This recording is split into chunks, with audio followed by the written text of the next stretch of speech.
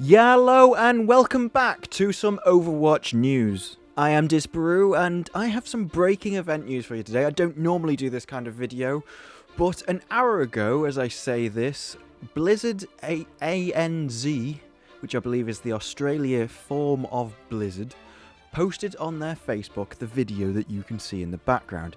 It seems to be a teaser of some sort, which I can only assume is for a big event.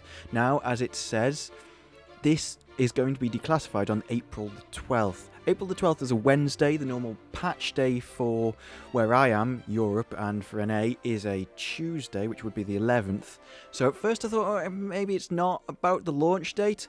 However, with it being in Australia, the time zones are so different that I believe it would still be an 11th launch date for us. I think it's going to go live on the 11th. Now, this was up very, very briefly. 40 minutes ago. I caught this on Reddit. Credit goes to Dingo Sniper. It has now been taken down at 50 minutes old. So this seems to be an accidental leak by Blizzard Australia, which would explain why none of the other Blizzard areas on Twitter or anywhere else have posted this. I also believe that the Blizzard which posted this normally post after the other people do.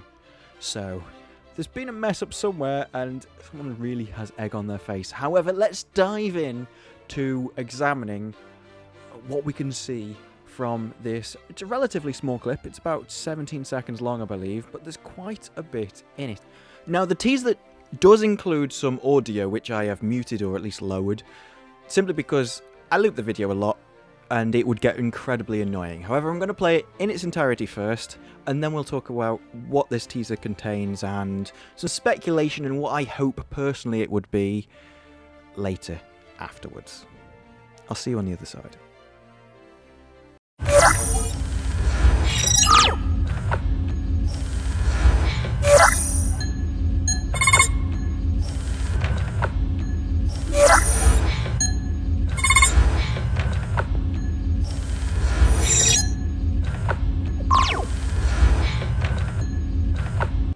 So then, King's Row Uprising. Now, for those of you that don't know, on the map King's Row, you are actually delivering an EMP bomb into the Omnic home.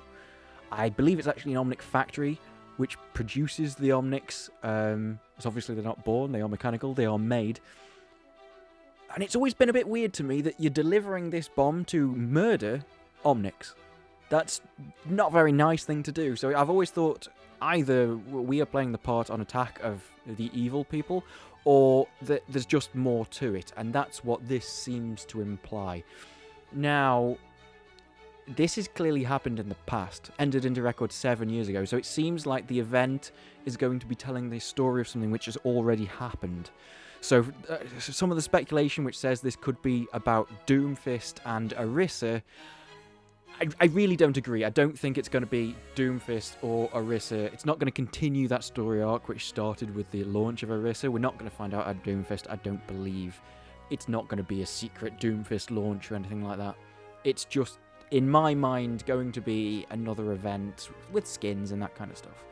And hopefully something that I have looked forward to for a very long time. Now, there's some stuff in the background which is quite hard to see, so I am going to zoom in for you on the screen.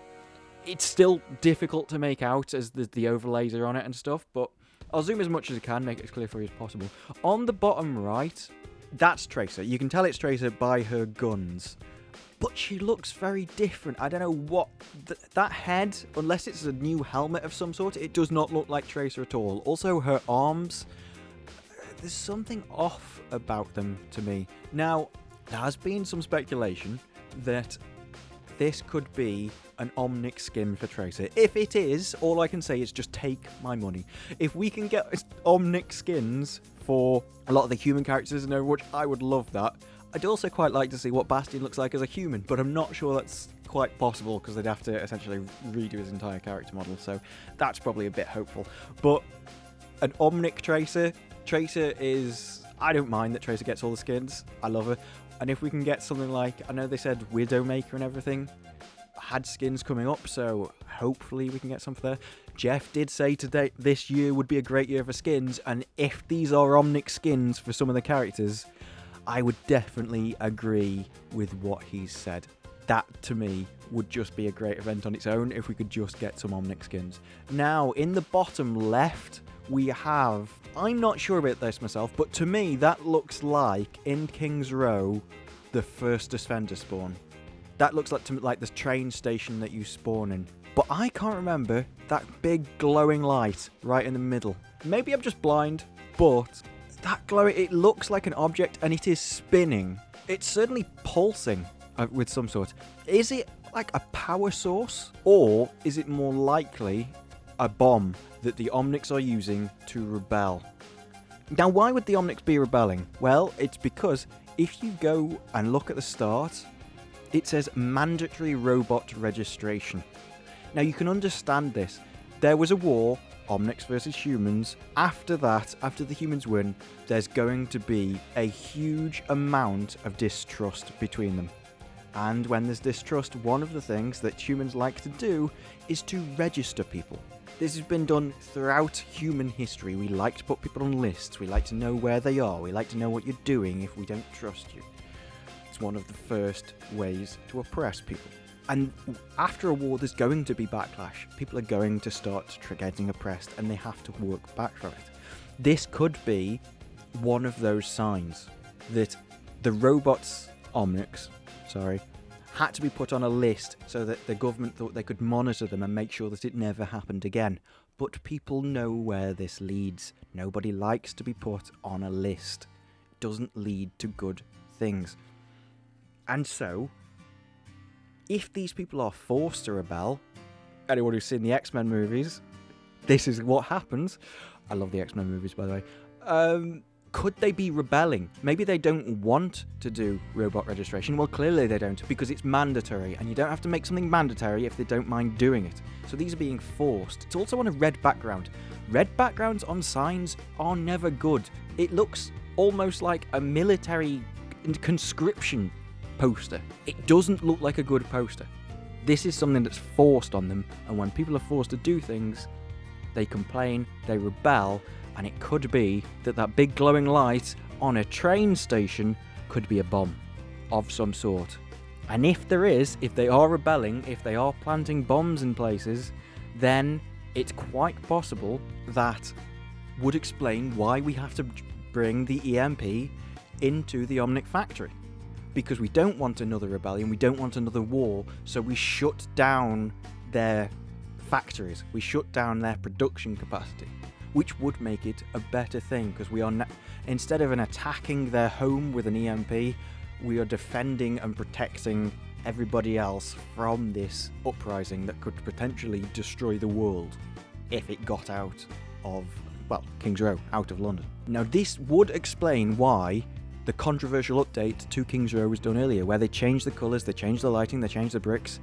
One that I am not fond of myself, I have to admit. It wasn't a big deal to me that it was to some other people, but I certainly think it's a change for the worse. It's gone all too nice and too clean and it's too inviting. I mean, whoever made it has just never been to London.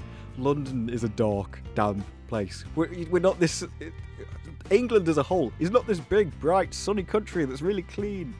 It's gritty. And that's what the original map was. But this is done 7 years ago.